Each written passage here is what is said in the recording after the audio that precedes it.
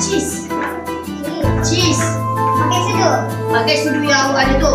Lepas tu letak biskut yang dah direndam pun dengan air susu. Dengar dulu ya cikgu cakap. Lepas dah letak ni, letak cheese pula. Lepas tu biskut yang dah direndam dengan susu. Last sekali baru cheese. Dan atas cheese kita akan letak my pasti coco. Dia punya topping lah, dia punya coklat dia, okey?